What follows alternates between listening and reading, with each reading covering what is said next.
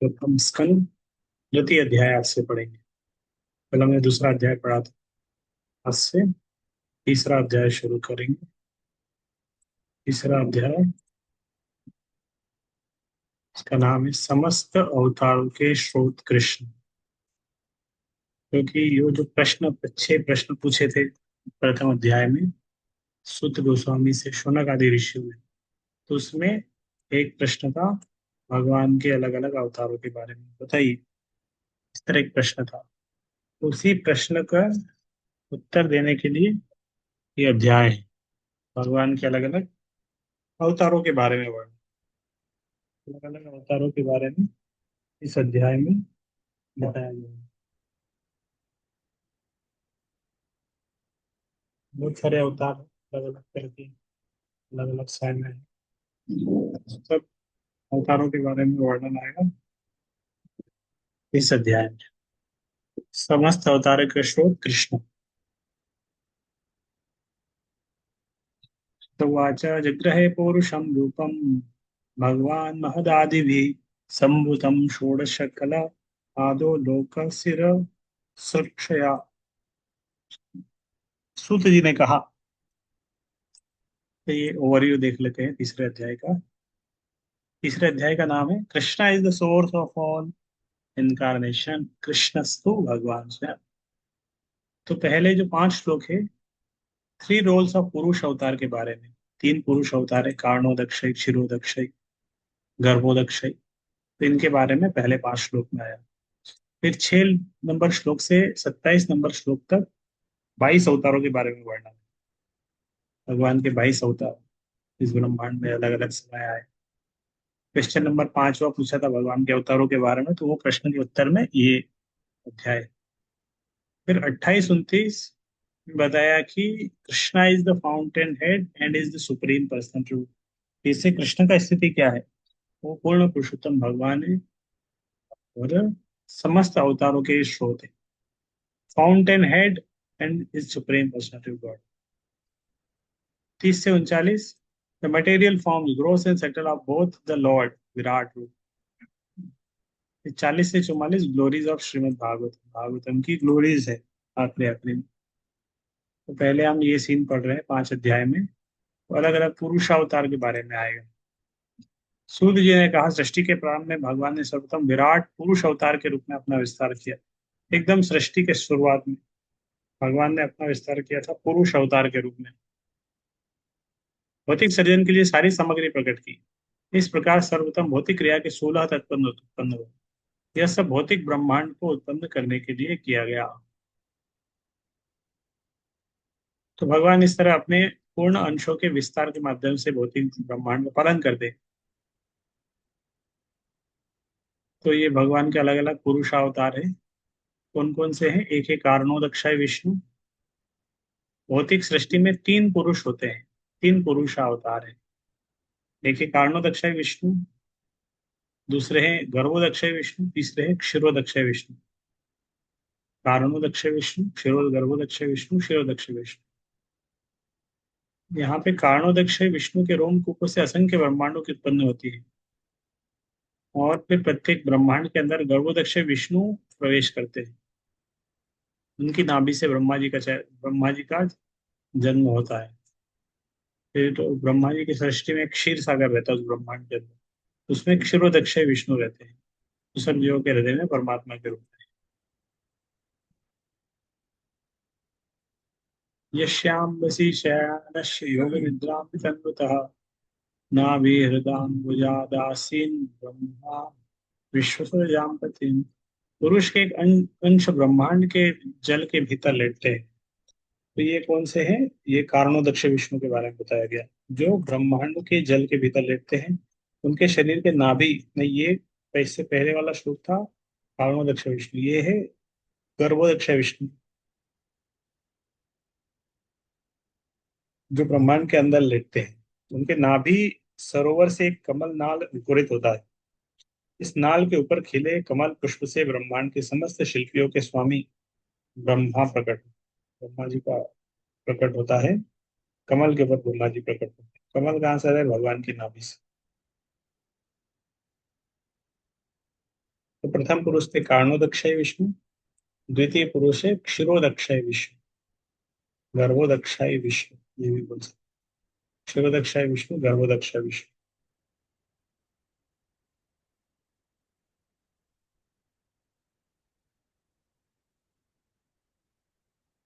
गर्भोदक्षय विष्णु से क्षीरोदक्षय विष्णु का विस्तार होता है। तो समस्त जीवों के सामूहिक परमात्मा है, वे हरि कहलाते हैं, और उन्हीं से ब्रह्मांड के सारे अवतारों का विस्तार होता है।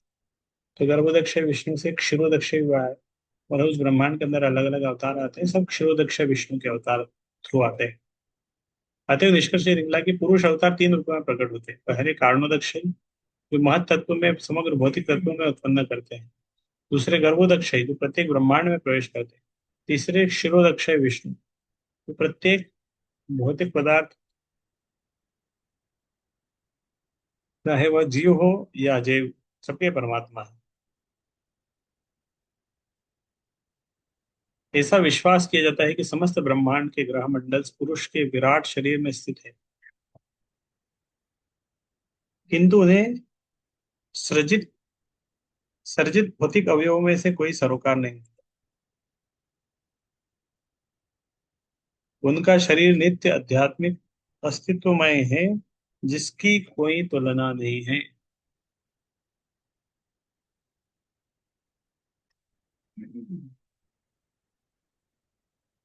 भक्तगण अपने विमल नेत्रों से उस पुरुष को दिव्य रूप का दर्शन करते हैं, जिससे हजारों हजार पांव, जंघाएं, भुजाएं, मुख है, सबके सब अद्वितीय है।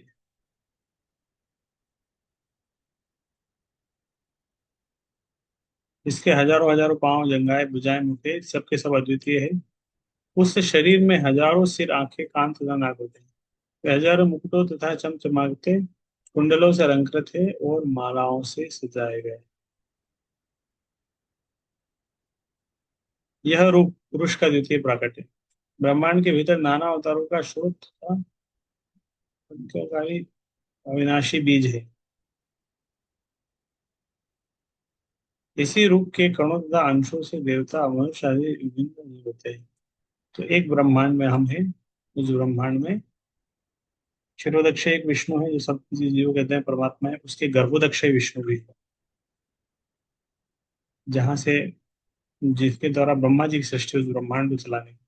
फिर एक विष्णु है कारणोदक्ष विष्णु, जिनकी नाभि से ये ब्रह्मांड आया है।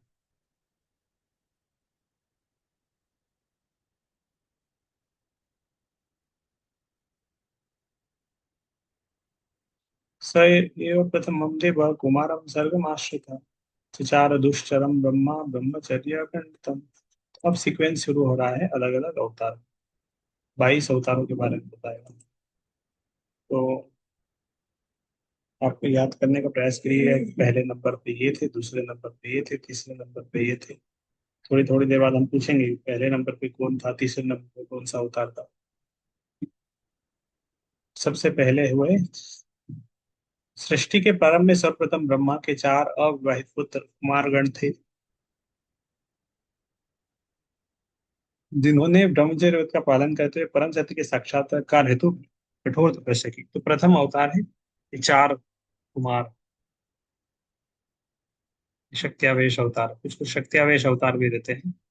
ये सारे कुमार शक्त्यावेश अवतार है। ये कठिन व्रत पालन करने के पूर्व ही योग्य ब्राह्मण बन चुके थे। इस उदाहरण से सुझाव प्राप्त होता है कि मनुष्य को केवल जन्म से ही अपितु गुण से ब्राह्मण की योग्यताएं प्राप्त कर लेनी होती, तभी वह ब्रह्म साक्षात्कार की प्रक्रिया में अपने को लगाए हैं। समस्त युगों के परम भोक्ता ने शुकर का अवतार।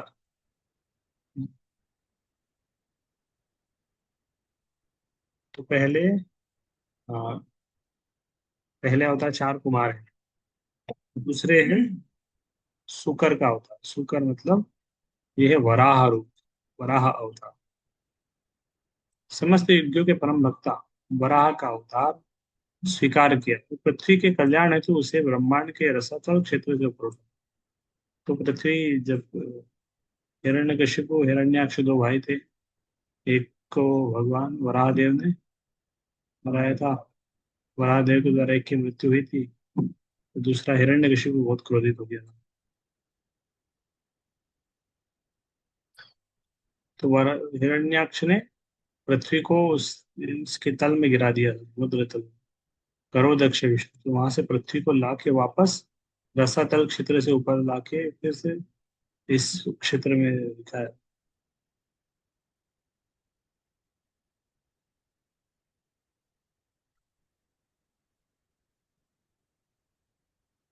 भगवान के प्रत्येक अवतार के लिए उनके द्वारा संपन्न किए जाते विशेष कार्य का भी उल्लेख रहता है। बिना कार्य विशेष के कोई अवतार नहीं हो सकता, तो हर अवतार के पीछे कोई विशेष कार्य होता है जिनके लिए वो आते हैं। वो अद्वितीय कार्य करते हैं, हर कोई नहीं कर सकता। अभी तीसरा अवतार, पहला अवतार थे चार कुमार, दूसरे में वराह, वराह अवतार। तृतीयम ऋषि सर्गम वै देवर्षिर त्वमुप्यते, तत्रम सात्वतमाचष्ट निष्कर्म्यम कर्मणायत। ऋषियों के सर्ग में भगवान ने देवर्षि नारद के रूप में, जो देवर्षियों में महर्षि है, तीसरा शक्त्यावेश अवतार ग्रहण किया। उन्हें उन देवताओं वेदों का वाद्य संकलित किया जिनमें भक्ति मिलती है, वो निजी इस निष्काम प्रेम की प्रेरणा प्रदान की। जो तीसरे वो है नारद मुनि, शक्त्यावेश अवतार है, तीसरा शक्त्यावेश अवतार है। नारद मुनि, सॉरी, नारद मुनि का हो गया, तो नारद मुनि तीसरे हैं। तो पहले चार कुमार, दूसरे वराहदेव, तीसरे नारद मुनि। नारद मुनि एक शक्ति आवेश अवतार है, शक्ति का आवेश। तुर्ये धर्म कला सर्गे नर नारायणावृषि, भूत्वात्मोपशमेत अकरो दुश्चरम तपा। चौथे अवतार में भगवान राजा धर्म की पत्नी के जुड़वा पुत्र नर तथा नारायण बने। फिर उन्होंने इंद्रियों को वश में करने के लिए कठिन तथा अनुकरणीय तपस्या की। चौथे अवतार में क्या भगवान बन गए? नर नारायण ऋषि। नर नारायण भगवान के अवतार है। बद्रिकाश्रम में इन्होंने तपस्या करते थे। इन्होंने एक असुर का वध किया था, नर नारायण। उसका नाम था सहस्त्र कवच। सहस्त्र कवच। सहस्त्र कवच एक असुर था जिसकी 1,000 कवच थे उसके शरीर के ऊपर, 1,000 कवच।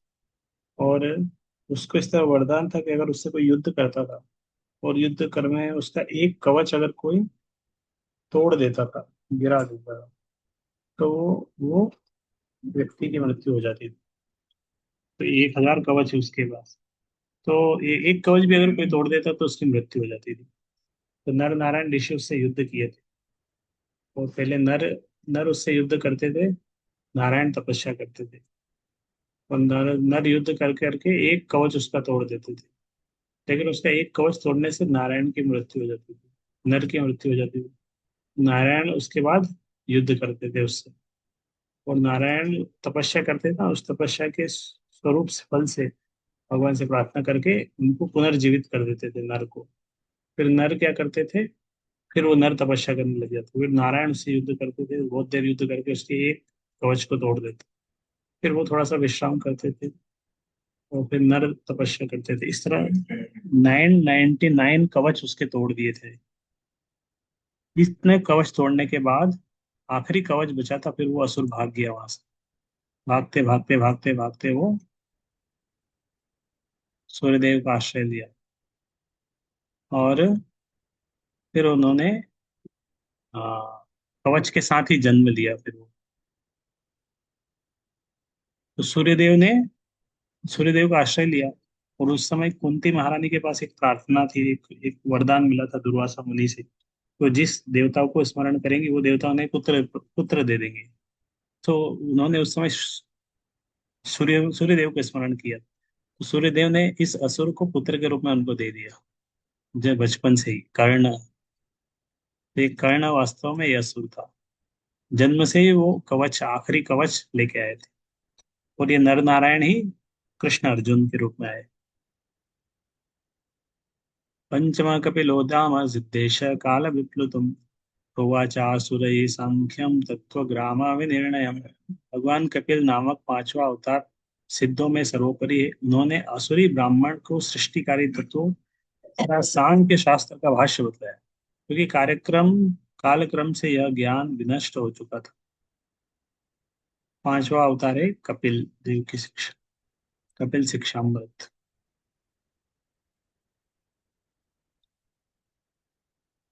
तो ये कपिल शिक्षामृत, कपिल देव पांचवे अवतार हैं। और उनके माता का नाम था देवहूति, पिता का नाम था करदम मुनि, और देवहूति के पुत्र कपिल देव, ये भी भगवान के अवतार है। उन्होंने सांख्य योग दिया, सृष्टिकारी तत्व तथा सांख्य शास्त्र का भाष्य बताया, क्योंकि काल क्रम से यह ज्ञान विनष्ट हो चुका था। सृष्टिकारी तत्वों की कुल संख्या 24 है। सांख्य दर्शन में इनमें से प्रत्येक जीव की विशद व्याख्या की गई। सांख्य दर्शन को यूरोपीय विद्वानों द्वारा सामान्य रूप से तत्व दर्शन कहा जाता है।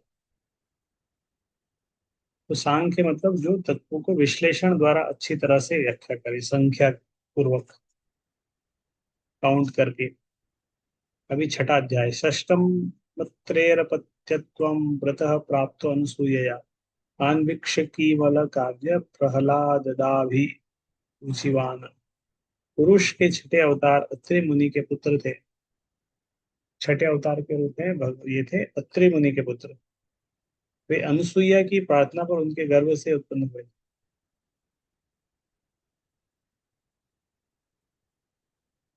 तो छठे अवतार है अत्रि मुनि के पुत्र, अत्रि और अनसुईया के पुत्र के रूप में।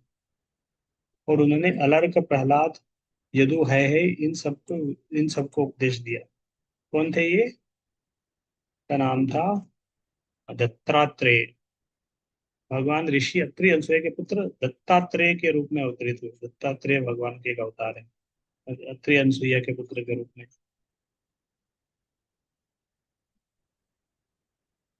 तो ऋषि अत्रि की पत्नी अनसुईया ने ब्रह्मा, विष्णु तथा शिव के प्रत्यक्ष प्रार्थना की। हे प्रभु, यदि आप मुझ पर प्रसन्न हो तो मुझ पर वर मांगने का चाहते हैं, तो मेरी प्रार्थना है कि आप तीनों मिलकर मेरे पुत्र बने। इस तरह उन्होंने प्रार्थना, बोले आप तीनों मिलकर मेरे पुत्र बने। उन्हें यह प्रार्थना स्वीकार की और भगवान ने दत्तात्रेय के रूप में आत्मदर्शन की स्थापना की तथा अलर्क, प्रहलाद, यदु, हय आदि का विशेष रूप से उपदेश दिया। तो ये छठे अवतार। पहले अवतार कौन थे? पहले थे नारद मुनि, 4 कुमार के हैं। दूसरे थे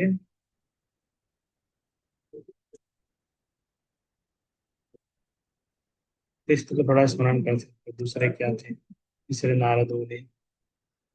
नारद मुनि के बाद और भी आए कपिल देव, वामन देव, वराह देव दूसरे थे।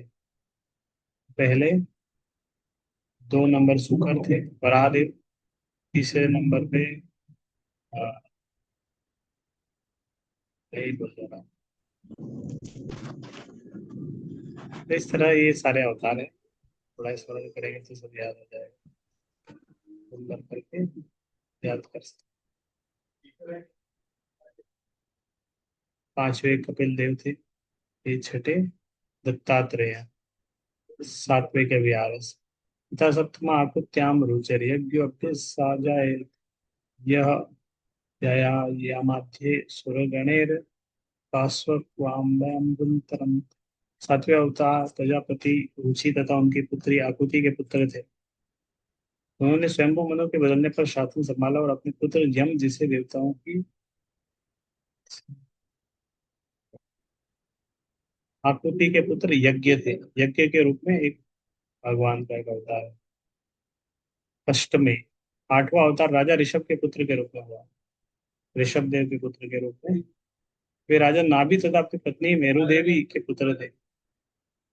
ऋषभ देव कौन थे? नाभि और मेरु देवी उनके माता पिता का नाम। इस अवतार में भगवान ने पूर्णता का मार्ग दिखलाया, जिसका अनुगमन उन लोगों द्वारा किया जाता है जिन्होंने अपने इंद्रियों को पूर्ण रूप से सहमत कर लिया, और वे सभी वर्णाश्रमों के लोगों द्वारा वंदनीय हैं। तो ऋषभ देव के 100 पुत्र थे।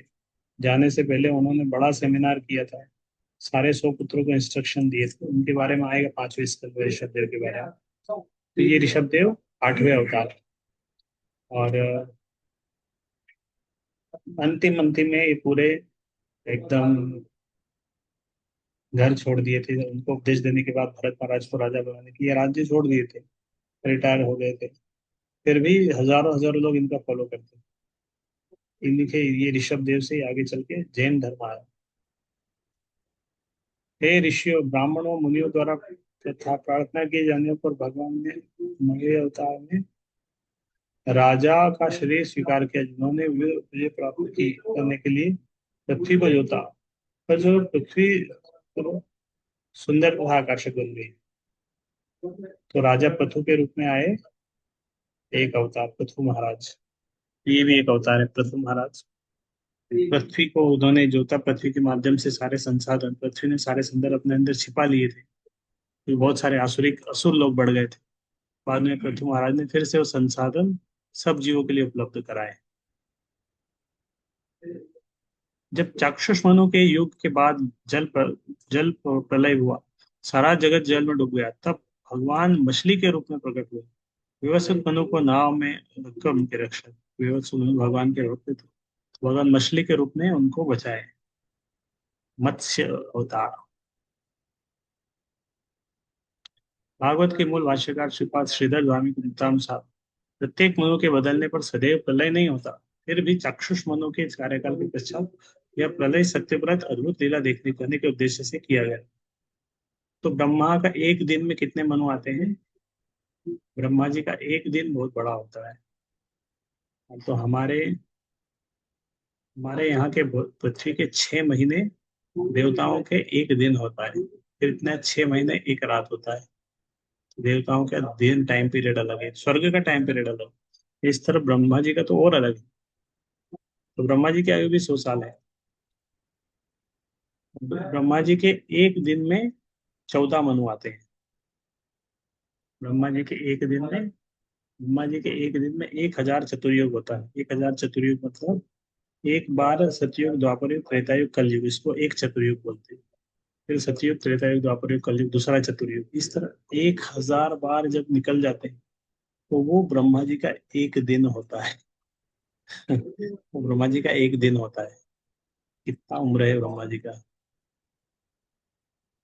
भगवान का 11 अवतार कच्छप के रूप में हुआ, जिनकी पीठ ब्रह्मांड के आस्तिकों नास्तिकों के द्वारा मंत्री के रूप में प्रयुक्त किए जा रहे मंदराचल पर्वत के लिए आधार बने। मंदराचल पर्वत से समुद्र मंथन हो रहा था, एक तरफ असुर लोग थे, एक तरफ देवता थे। भगवान विष्णु पहले उनको प्रेरणा दी, अब यज्ञ करिए। फिर खुद यज्ञ यज्ञ के समय मंदराचल पर्वत लेके आए थे। देखिए तो मंदराचल को समुद्र में नीचे अंदर चला गया, फिर उसको ऊपर रखना पड़ेगा ताकि चरनिंग हो सके। भगवान खुद उसको पकड़ के खड़े रहे अपनी पीठ के ऊपर। कच्छ का अवतार लिया भगवान ने, कछुए के रूप में पानी के अंदर हमेशा अपने मुंह को सामने रखे, इस तरह। तो ये है, हाँ, वो समुद्र मंथन लीला में तो एक कच्छ कूर्मा अवतार हुआ था उसको। ये कूर्मा अवतार, फिर इसी में एक मोहिनी अवतार भी होता है भगवान का, इसी लीला में आगे चल। 12वें अवतार में भगवान धन्वंतरि के रूप में प्रकट हुए। 13वें अवतार में उन्होंने स्त्री के मनोहर सौंदर्य द्वारा नास्तिकों को मोहित किया, फिर देवताओं को पीने के लिए अमृत दिया। तो जो समुद्र मंथन वाला पहले भगवान आए थे किसके रूप में? कुर्म के रूप में। फिर समुद्र मंथन शुरू हुआ, तो उससे अलग अलग चीजें प्रकट हुई, तो भगवान धन्वंतरी के रूप में भी आए, अमृत को लेके आए थे। तो धन्वंतरी, ये धन्वंतरी को बोलते हैं कि आयुर्वेद शास्त्र के वो हैं फाउंडर, उसके प्रणेता है। धन्वंतरी की पूजा होती है आयुर्वेद में। तो धन्वंतरी के रूप में प्रकट हुए थे भगवान, और साथ में अमृत लेके आए थे। फिर अमृत छुड़ा लिया था असुरों ने, और देना नहीं चाह रहे थे देवताओं को। तो अमृत को देवताओं से असुरों से छुड़ाने के लिए भगवान मोहिनी मूर्ति के रूप में आए, और देवताओं से पूरा अमृत छुड़ा दिए।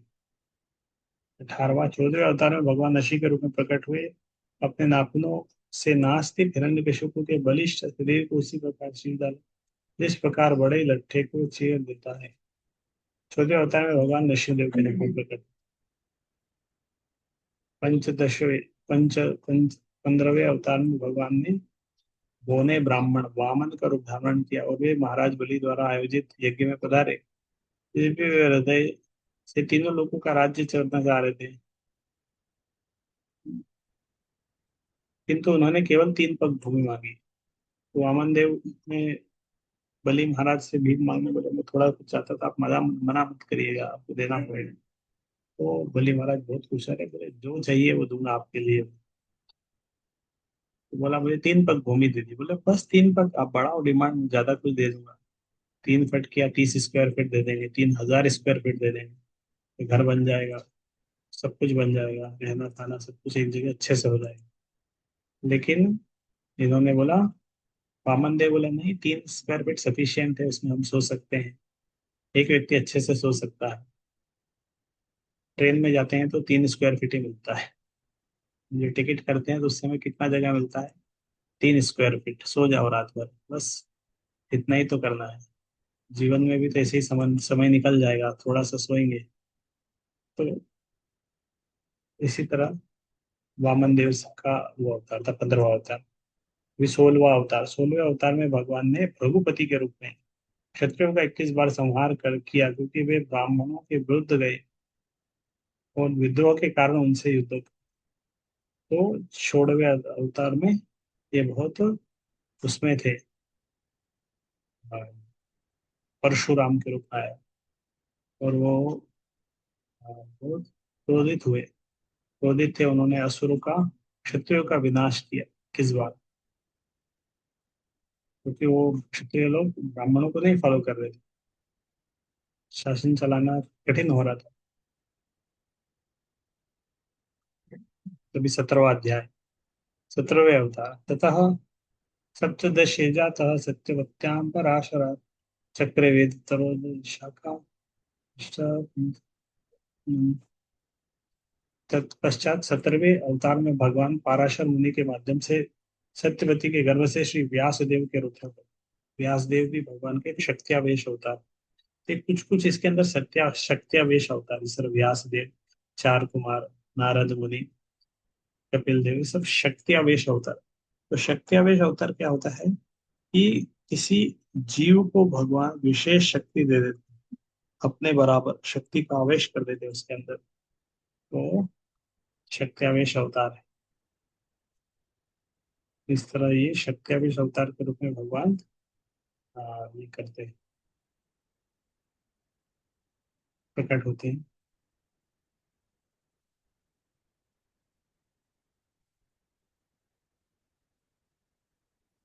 अब आए हैं 18वें अवतार। 18वें अवतार में भगवान राजा राम के रूप में प्रकट हुए। उन्होंने देवताओं के लिए मन भावन कार्य करने के उद्देश्य से हिंद महासागर को वश में करते हुए समुद्र पार निवासी नास्तिक राजा रावण का वध करके अपनी अति मानवीय शक्ति का प्रदर्शन किया। तो भगवान राजा रामचंद्र के रूप में आए 18वें अध्याय में। 19 और 20 नंबर है कृष्ण बलराम। 19 तथा 20वें अवतार में भगवान वृष्णि वंश में, यदुकुल में, वृष्णि वंशी यदुकुल में, उसमें भगवान बलराम तथा भगवान कृष्ण के रूप में अवतरित हुए। तो इस तरह उन्होंने संसार के भार को, 19 20 में कृष्ण बलराम, बलराम जी और कृष्ण। ततः कलो संप्रवृत्ते सम्मोहाय सुरद्विषाम बुद्धो नमना जनसुखी कटः भविष्यति। तब भगवान कलयुग के प्रारंभ में गया प्रांत में अंजना के पुत्र बुद्ध के रूप में उन लोगों को मोहित करने के लिए प्रकट होंगे जो श्रद्धालु आस्तिकों से ईर्ष्या करते हैं। तो फिर अभी कलयुग के प्रारंभ में भगवान आए बुद्ध के रूप में। बुद्ध देव भी भगवान के एक अवतार है, भागवतम में इनके बारे में वर्णन आता है कि कलयुग के प्रारंभ में अंजना के पुत्र बुद्ध के रूप में भगवान मोहित करने के लिए प्रकट हुए सबको। भगवान के शक्तिशाली अवतार बुद्ध गया प्रांत में अंजना के पुत्र के रूप में प्रकट हुए। उन्होंने अहिंसा को अपनी खुद की विचारधारा का उपदेश दिया। तो उन्होंने कौन सी विचारधारा थी? अहिंसा, हिंसा मत करो, किसी पशु को न मारो। उस समय लोग बहुत पशुवध कर रहे थे, और वेदों द्वारा अनुमत पशु यज्ञों की भर्त्सना की। उस समय बहुत सारे लोग वेदों के नाम पे बहुत पशु बलि देते थे। तो भगवान ने उसके लिए, उस पशु बलि रोकने के लिए उन्होंने बोला वेदों को मत मानो, वेदों को रिजेक्ट कर दो। इस समय भगवान बुद्ध प्रकट हुए तब जन सामान्य नास्तिक था, पशु मांस को सर्वोपरि स्थान देने लगा था। वैदिक ज्ञान के बहाने प्रायः सिर्फ कसाई घर में बदल दिया और बेरोक टोक पशुवध किया था। भगवान बुद्ध ने दीन पशुओं पर दया करके अहिंसा का उपदेश दिया। तो भगवान बुद्ध ने क्या बोला? वैदिक नियमों में विश्वास मत करो। उन्होंने पशुवध के कारण होने वाले मनोवैज्ञानिक दुष्प्रभाव पर बल दिया। तो ये है बुद्ध के अवतार।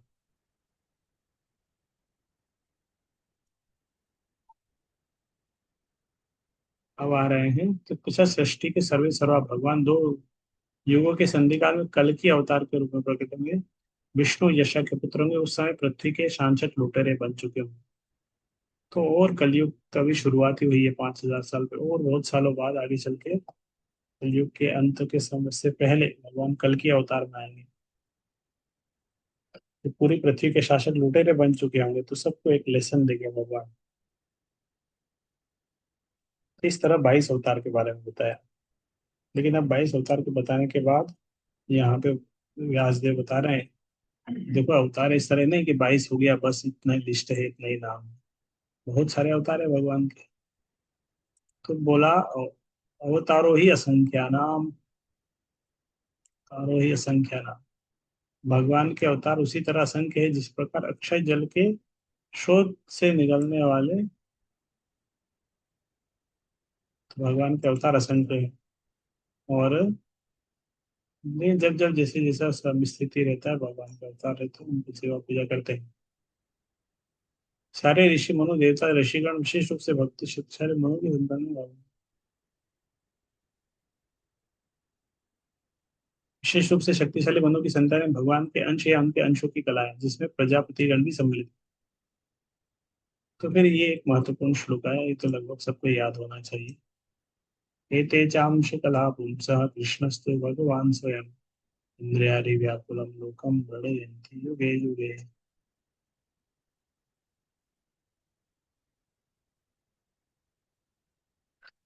एते चांश कला पुंसः कृष्णस्तु भगवान स्वयं। ये पूरा श्लोक याद हो सकता है, बहुत अच्छा है। पूरा श्लोक नहीं तो कम से कम ये वाली लाइन याद कर सकते। कृष्णस्तु भगवान स्वयं। तभी हम इस श्लोक को 2-4 बार मैं पढ़ता हूँ, आप सुनिए, ताकि ये श्लोक आपको अच्छा जैसा लगने लगे। कुछ तो याद, कुछ नहीं तो कम से कम कृष्णस्तु भगवान स्वयं ये लाइन याद हो जानी चाहिए। एते चांश कला पुंसः कृष्णस्तु भगवान स्वयं इंद्रियादि व्याकुलं लोकं वर्णयन्ति युगे युगे। एते चांश कला पुंसः कृष्णस्तु भगवान स्वयं इंद्रियादि व्याकुलं लोकं वर्णयन्ति युगे युगे। एते चांश कला पुंसः कृष्णस्तु भगवान स्वयं इंद्रियादि व्याकुलं लोकं वर्णयन्ति युगे युगे। उपरोक्त सारे अवतार या तो भगवान के पूर्ण अंश या पूर्णांश के अंश है, लेकिन श्री कृष्ण तो आदि पूर्ण पुरुषोत्तम भगवान है। तो भगवान कृष्ण क्या है, पूर्ण पुरुषोत्तम। ये सब विभिन्न लोकों में नास्तिकों द्वारा उपद्रव किए जाने पर प्रकट होते हैं। भगवान नास्तिकों की रक्षा करने के लिए अवतरित होते हैं। तो ये एते चांश कला पुंसः कृष्णस्तु भगवान स्वयं। कोई बोल सकता है आपसे कि कृष्ण भगवान है, ऐसा कौन कहाँ लिखा है? हम बोलते प्रभुपाद मतलब Krishna is the supreme personality of God है, पूर्ण पुरुषोत्तम भगवान, सुप्रीम पर्सनालिटी। कहाँ लिखा है? ये भागवत में लिखा है। भागवत का प्रथम स्कंद 3रा अध्याय का 28 नंबर श्लोक। एते चांश कला पुंसः कृष्णस्तु भगवान स्वयं इंद्रियादि व्याकुलं लोकं गणयन्ति युगे युगे। एते चांश कला पुंसः कृष्णस्तु भगवान स्वयं इंद्रियादि युगे। तो ये श्लोक पढ़ सकते हैं, 2-4 बार आप पढ़ेंगे तो याद हो जाएगा, कुछ नहीं तो कम से कम ये लाइन तो याद हो ही सकती है, कृष्णस्तु भगवान स्वयं।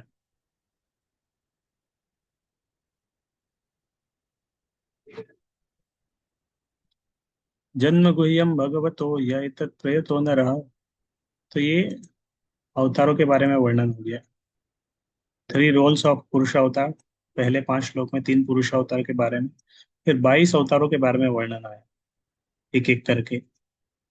और फिर 28-29 ये 2 श्लोक में बताया था कि Krishna is their fountainhead and is the supreme personality of God.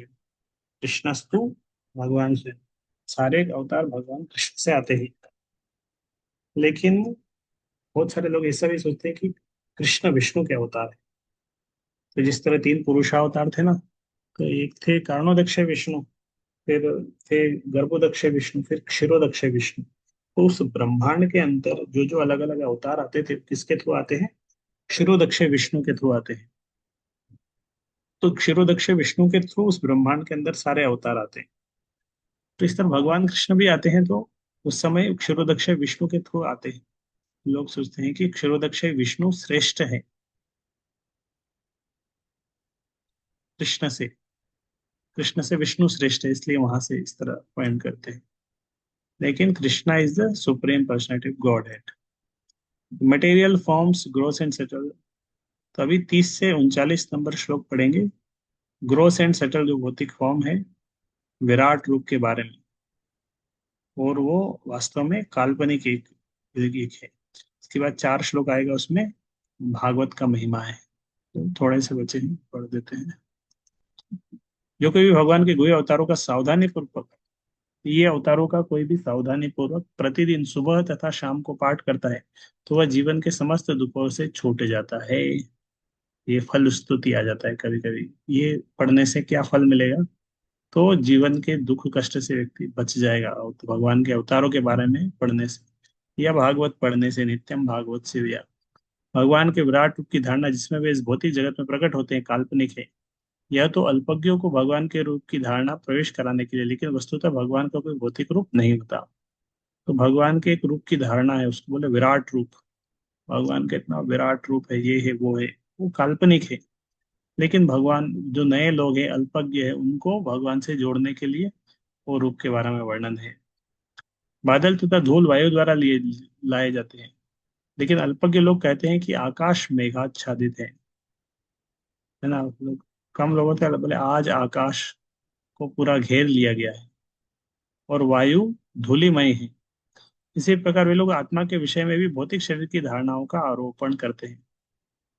बादल तथा धूल वायु द्वारा लिए जाते हैं, लेकिन वो किसको, वो बोल रहे हैं कि आकाश को बादलों ने घेर लिया है, वायु के अंदर धूल है।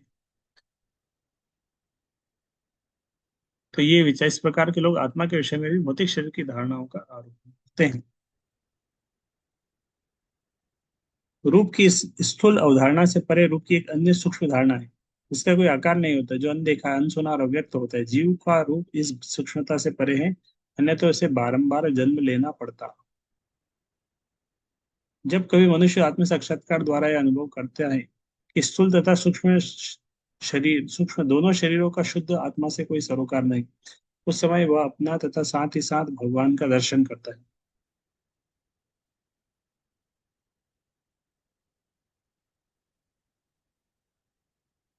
यदि माया का शमन हो जाता है और यदि भगवत कृपा से जीव ज्ञान से संपन्न हो जाता है, तो उसे तुरंत आत्म साक्षात्कार का प्रकाश प्राप्त होता है। वो अपनी महिमा में प्रतिष्ठित हो जाता है। इस प्रकार विद्वान पुरुष उस अजन्मा तथा कर्ता के जन्मों तथा कर्मों का वर्णन करते हैं, जो वैदिक साहित्य के लिए भी ज्ञेय नहीं है, हृदयेश है। जिनके कर्म सदैव निष्कलुष है, वे भगवान 6 इंद्रियों के स्वामी है और 6 ऐश्वर्यों के साथ सर्वशक्तिमान है। वे दृश्य ब्रह्मांडों की सृष्टि करते हैं, उनका पालन करते हैं, रंचमात्र भी प्रभावित हुए बिना संहार करते हैं। वे समस्त जीवों के भीतर विद्यमान रहते हैं और सदैव स्वतंत्र होते हैं। मूर्ख मनुष्य अपने अल्प ज्ञान के कारण भगवान के रूपों नामों कर्मों की दिव्य प्रकृति को नहीं जान सकते, क्योंकि वे तो किसी नाटक में एक पात्र की तरह कार्य कर रहे होते हैं।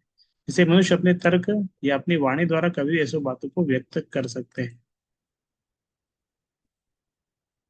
जो बिना हिचक के अबाध रूप से अपने हाथों में रथ का चक्र धारण करने वाले भगवान के चरण कमलों की अनुकूल सेवा करता है, वही इस जगत की सृष्टा की पूर्ण महिमा, शक्ति तथा दिव्यता को समझ सकता है। तो बिना हिचक के अबाध रूप से हाथ में चक्र धारण वाले, सुदर्शन धारण करने वाले भगवान की अनुकूल रूप में सेवा करना।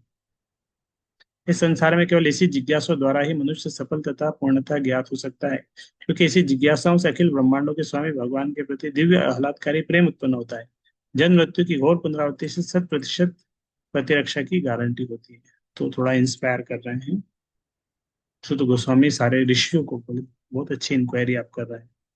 तो ये 40 से आखिरी कुछ श्लोक बचे, 40 44 श्लोक है। इसमें भागवत की महिमा है, श्रीमद् भागवत की महिमा। तो भागवत के बारे में एक प्रश्न पूछा था। ये जो 6 प्रश्न पूछे थे प्रथम अध्याय में, परम कल्याण क्या है, सारे शास्त्रों का सार क्या है, कृष्णा के बारे में, पुरुषावतार के बारे में। तो पुरुषावतार के बारे में भी इस अध्याय के शुरुआत में बताया, लीला अवतार के बारे में भी बताया। फिर एक प्रश्न था कृष्ण के जाने के बाद धर्म ने किसका आश्रय लिया? धर्म ने किसका आश्रय लिया, ये एक प्रश्न है। इस प्रश्न का उत्तर प्रथम स्कंद तृतीय अध्याय के 43 आखिरी श्लोक में इसका वर्णन है। इसी अध्याय में जो भी हम पढ़ रहे हैं, तो वो प्रश्न है धर्म ने किसका आश्रय लिया, तो वो इस अध्याय में आता है। तो ये 4 श्लोक महत्वपूर्ण है, इसको अच्छे से पढ़ते हैं। ये श्रीमद् भागवत भगवान का साहित्य अवतार है। इदम भागवतम नाम पुराणम ब्रह्म संहितम। ये श्रीमद् भागवत भगवान का साहित्य अवतार है, जिसे भगवान के अवतार वेद व्यास ने संकलित किया है। तो सभी लोगों के परम कल्याण के निमित्त है और सभी तरह से सफल आनंदमय परिपूर्ण है। उत्तम श्लोक चरितम चकार भगवान ऋषि निय श्रेयसाय लोकस्य यमनम स्वच्छं महत्। तो श्रीमद् भागवत समस्त वैदिक ज्ञान तथा इतिहास की निर्मल वाणी है और चुने हुए चरित्र है। महान भक्तों के चुने हुए चरित्र का वर्णन आता है इसमें। श्रीमद् भगवान भगवान कृष्ण का साहित्य अवतार है, अतएव यह उनसे अभिन्न है, भगवान से अभिन्न नहीं, साक्षात भगवान है श्रीमद् भागवत। हमें श्रीमद् भागवत की पूजा उसी सम्मान से करनी चाहिए जिस तरह हम भगवान की करते हैं। हम इसके सचेष्ट धीर अध्ययन के द्वारा भगवान का परम आशीर्वाद प्राप्त कर सकते हैं। इस प्रकार भगवान पूर्ण प्रकाश, पूर्ण आनंद तथा सर्वथा पूर्ण है, उसी तरह श्रीमद् भागवत भी है। हमें श्रीमद् भागवत का पाठ करने से परब्रह्म श्री कृष्ण का सारा दिव्य प्रकाश प्राप्त होता है, बशर्ते कि हम इसे पारदर्शी गुरु के माध्यम से ग्रहण करें।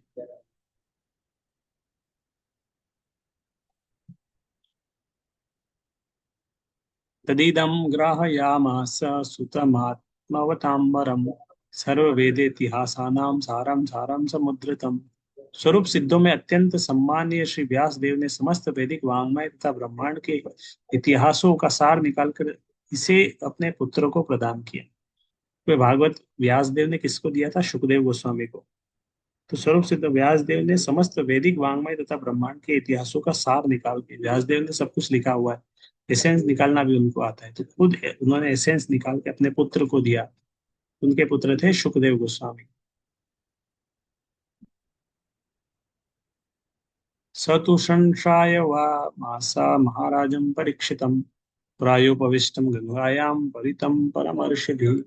व्यासदेव के पुत्र सुखदेव गोस्वामी ने अपनी पारी में महाराज परीक्षित को भागवत सुनाई, जो तब निर्लज, निर्जल तथा निराहार रहकर मृत्यु की परीक्षा करते हुए गंगा नदी के तट पर ऋषियों से घिरे बैठे थे। तो ये बोले बोले कि ये भागवत व्यासदेव ने सुखदेव गोस्वामी को सुनाई, वही सुखदेव गोस्वामी ने बाद में परीक्षित महाराज को सुनाई। सुखदेव गोस्वामी को परीक्षित महाराज, सुखदेव गोस्वामी ने परीक्षित महाराज को सुनाई। जो परीक्षित महाराज निर्जल और निराहार करके गंगा के किनारे बैठ गए थे, आमरण उपवास कर रहे थे, तो मृत्यु आने ही वाली है, तो पूरा समय, पूरा एब्जॉर्प्शन वो भागवत कथा में, भगवान के चिंतन में लगा दिया था।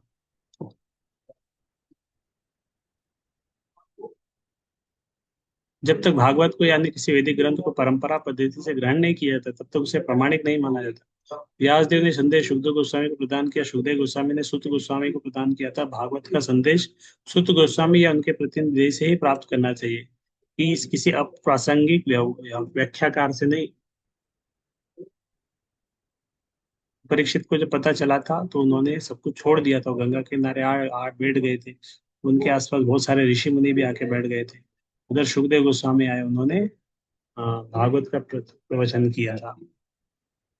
फिर आखिरी श्लोक इस अध्याय का, ये भी महत्वपूर्ण श्लोक है। कृष्णे स्वधामोपगते धर्म ज्ञानादिभिः सह कलो नष्ट दृशा मेषा पुराणार्को अधुनोदिता। तो ये सार है, मतलब आज का जो पढ़ा पढ़ा है उसका। तो 2 श्लोक महत्वपूर्ण है, एक था कृष्णस्तु भगवान स्वयं, और एक ये वाला श्लोक कृष्णे स्वधामोपगते धर्म ज्ञानादिभिः सह कलो नष्ट दृशाम ऐसा पुराणार्को अधुनोदिता। ये भागवत पुराण सूर्य के समान तेजस्वी है।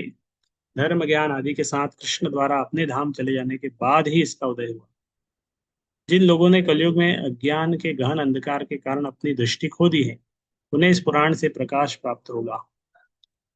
ये भागवत पुराण सूर्य के समान तेजस्वी है। धर्म